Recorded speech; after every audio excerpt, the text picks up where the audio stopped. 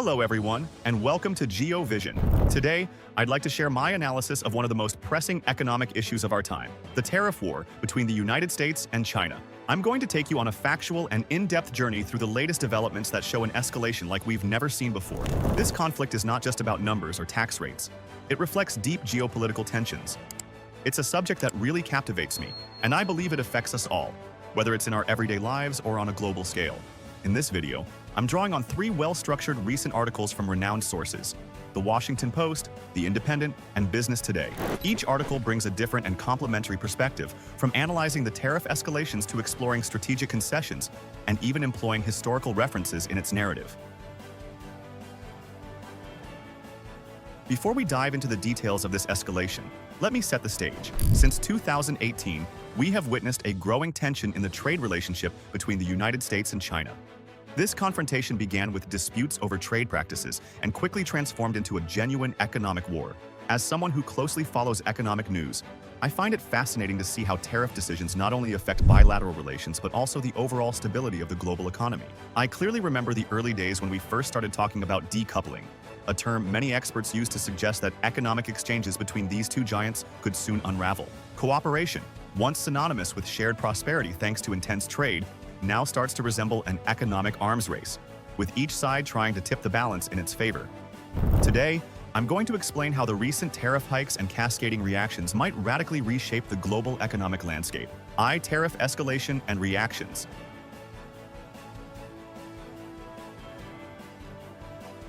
Now, let me get into the heart of the matter by discussing insights from a recent article in The Washington Post. I found this article to perfectly illustrate the current escalation in the trade war. According to the article, the situation has reached a critical level.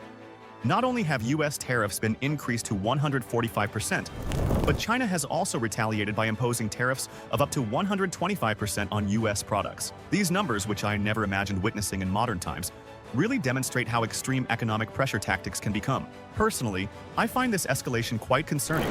When world leaders refuse to back down and every move seems designed to push the other to the edge, it makes you wonder about the long-term consequences. The article highlights the possibility of a complete decoupling of the US and Chinese economies. Just imagine for a moment what that would mean for global supply chains. Companies that are hyper-connected today might suddenly have to regain their independence at a breakneck pace.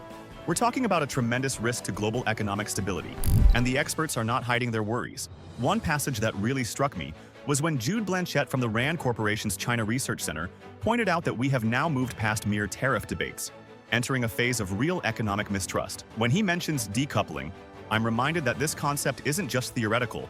It could turn into a harsh reality for millions of jobs and for overall global growth.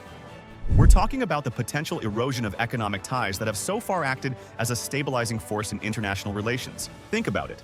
If investments and trade start drying up, that means fewer jobs and a potential spike in unemployment, both in the United States and China. Moreover, this article helped me grasp the sheer complexity of the game being played by Trump and Xi.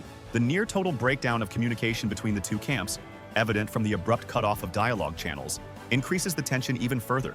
This communication gap leaves little room for negotiation, which in turn raises the risk of the conflict spilling over into other areas, such as security issues like the situation in Taiwan. For me, this scenario perfectly illustrates the paradox of coercive economic strategies. Trying to force concessions through pressure can ultimately undermine global stability and jeopardize international relations that had previously maintained a fragile equilibrium. Second, strategic concessions and hopes for an agreement. Now, let's move on to another angle presented by The Independent.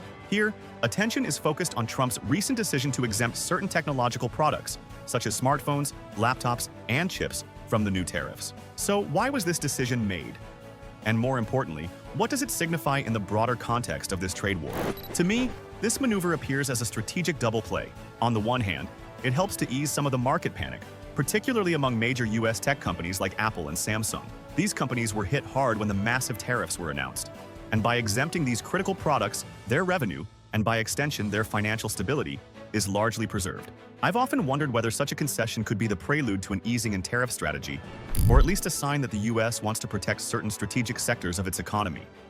Moreover, this article shines a light on the intense behind-the-scenes negotiations, especially with the United Kingdom. The prospect of a US-UK trade agreement The US Vice President J.D. Vance has raised hopes of a UK-US trade deal.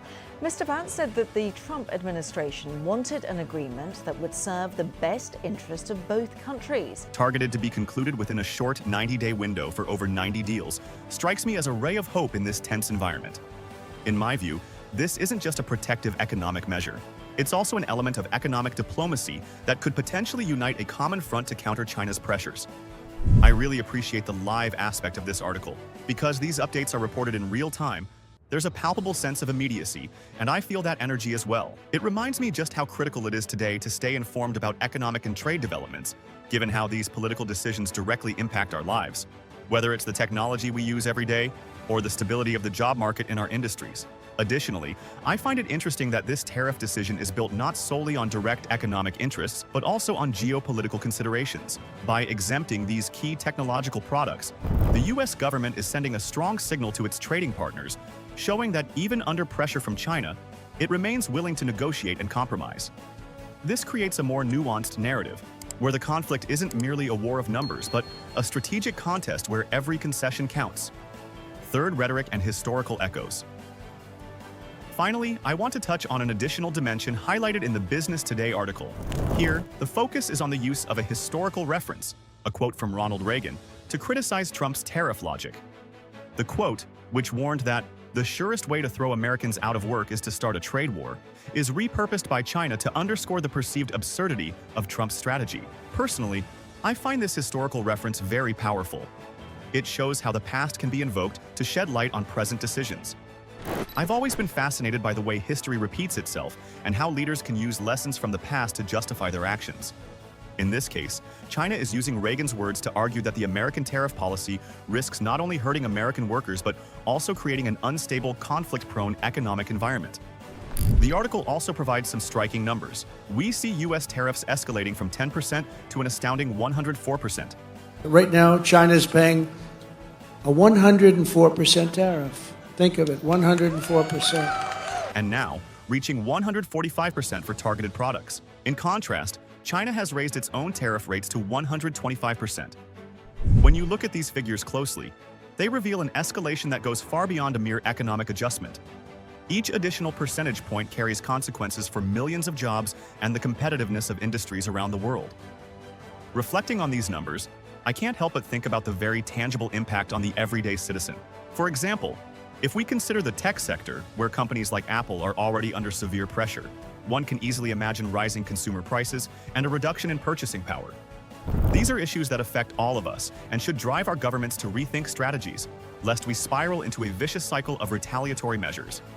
What makes this analysis even more compelling is the rhetorical and media dimension it brings. The way international media reports these events significantly shapes our perception of the conflict. In a world where information flows at breakneck speed, it becomes crucial to sift through the rhetoric and focus on the facts. Personally, I firmly believe in maintaining a critical yet balanced approach. As citizens, we need to understand the nuances of these issues without getting swept up by sensationalism that might distort the reality of the situation. Fourth, consequences and future scenarios. Now, I'd like to invite you to think with me about what these developments mean for the future. Beyond the numbers and political statements, we must consider what scenarios might unfold in the coming months and years. First of all, there is a real risk of a complete decoupling of the US and Chinese economies. Just imagine a world where globally integrated supply chains start to fracture. This would mean a significant reduction in economic efficiency, rising production costs, and inevitably a slowdown in growth. For industries that depend on a seamless supply of electronic components, raw materials, or manufactured goods, this risk translates directly into huge financial losses and the potential for massive job cuts. Secondly, there's the issue of international alliances. Trump's attempt to secure a trade deal with the United Kingdom and potentially other partners within a rapid 90-day window is a double-edged sword. On one hand, it can be seen as an effort to build a unified front against China's influence. On the other, it exposes the limitations of economic diplomacy under extreme pressure. I've always believed that managing a trade conflict of this magnitude requires different powers to work together, rather than engage in a numerical war that benefits no one in the end. When I examine these issues, I inevitably think of the average citizen, of all of us affected by decisions made on a grand scale. For instance, the tariff exemptions on products like smartphones and laptops, although they might seem like minor gestures, have a direct effect on our purchasing power and cost of living. Imagine if prices surged because global supply chains were disrupted by protectionist measures. This is a reality that could affect us whether we're in the United States, Europe, or Asia. Experts already predict that if the situation worsens, we might see an increase in the cost of consumer goods, a decline in industrial productivity, and growing instability in financial markets. I'd like to remind you that, according to some recent forecasts, China's trade surplus, which reached nearly $1 trillion, could be heavily impacted if trade volumes were to drop dramatically. Similarly, the loss in market value for major tech companies like Apple isn't just an isolated statistic. It's a sign of an economy under strain. Domestically, these tariff changes could have major repercussions. The risk of job losses in strategic sectors, rising unemployment, and overall economic uncertainty are deeply concerning. As both a consumer and a citizen, I feel it's essential that we remain vigilant and support policies that promote international cooperation rather than systematic confrontation.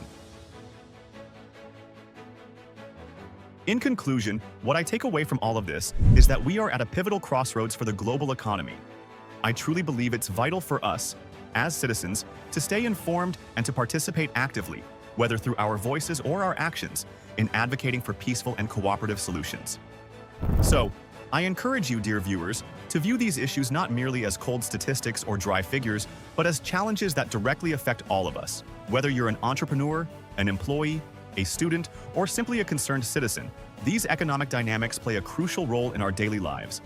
Take the time to follow the news, question political decisions, and engage in public debate.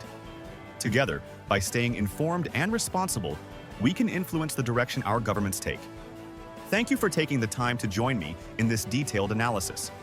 I hope this video has helped you better understand the current stakes and the importance of these economic decisions for our society's future.